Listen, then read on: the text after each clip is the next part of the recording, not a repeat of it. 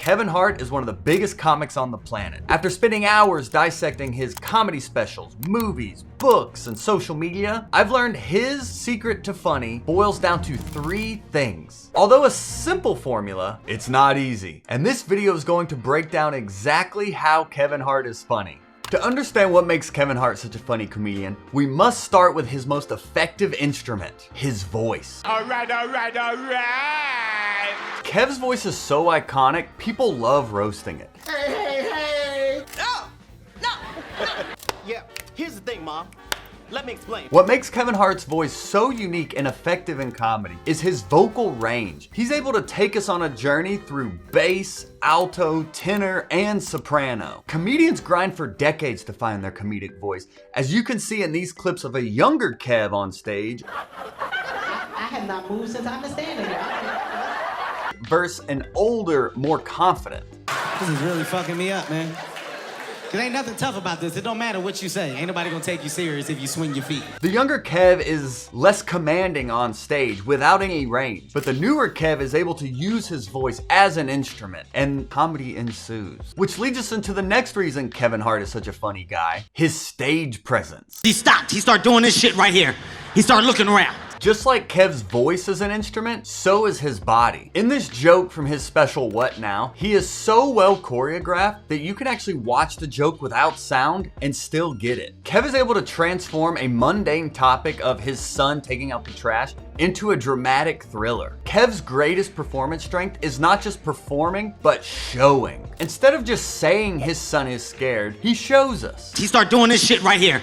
He started looking around. Instead of just saying his son ran, he runs. I mean running, haul-assing towards the house, running as fast as he can. Instead of saving his son, he shuts the door. Kev's performance is so important to him, you can see him physically sweating in this video. But Kev is more of a story shower than a storyteller, which is a big reason why he is such a great comedian and the big topic of chapter 3.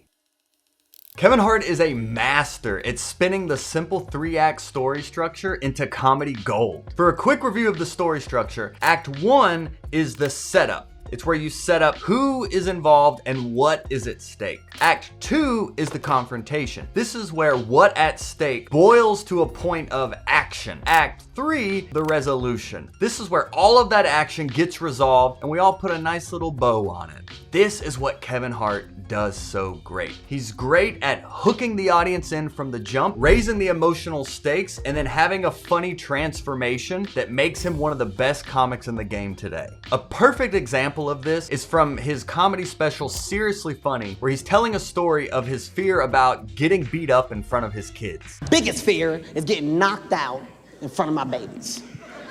So boom, his opening line of Act 1. My biggest fear is getting knocked out in front of my babies. In just 12 words, we are learning about the biggest fear of a seemingly invincible comedy rock star. So now that we know Kevin Hart's biggest fear, he then doubles down on it by making it even more relatable and vulnerable. That's a fear, man.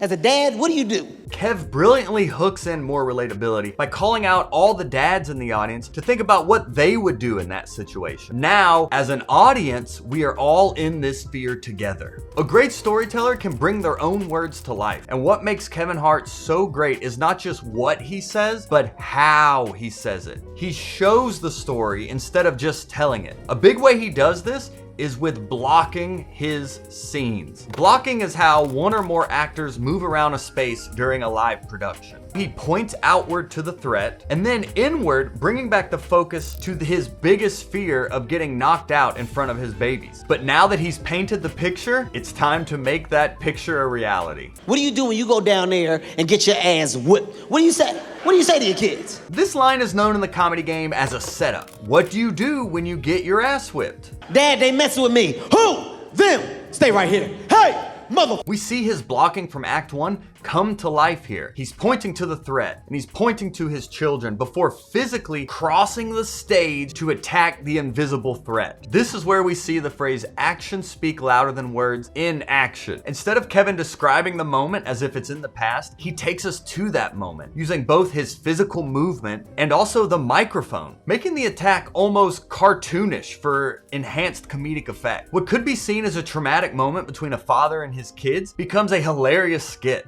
It's now at this moment Kev's blocking takes him back to his children, grabbing and pointing outward to where he set them up to be in Act 1. Come on, let's go. These niggas are real. Let's go. Hurry up. Get in the car. Even though there is no one else on stage but Kev, he's done a brilliant job of painting the scene and the people involved. For comedic effect, instead of Kev grabbing his kids' hands to rescue them, he runs in front of them as if to save himself. Now is where we pay off that setup from Act 2. Was that a kid? Was that a kid?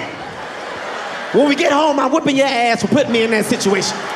I had nothing to do with that. I woke up this morning as a Christian. You don't do that to me. Now he is paying off that setup in Act 2 where he asked, what do you do when you get your ass whipped? Bringing the story full circle. All great stories have an emotional arc. And what makes this story so great is Kev's emotional arc from admitting his fear of getting beat up in front of his kids. He basically wants to protect his kids. And then by the end of the story, he is actually beating up his kids himself. That emotional arc is just one example of what makes Kev one of the funniest cats in the game. We all see Kevin Hart in the big movies, on the red carpets, and in the arenas. Some people say it's luck, other people say it's hard work, but what we can all agree on, Kevin Hart is not afraid to do. So many of us have dreams, have aspirations, but are afraid to take action on it. Kevin's early comedy grind was bombing a lot for free, driving back and forth from Philly, bookers telling him to quit, and through all that, he developed the nickname Mission Man because of his work ethic and ability to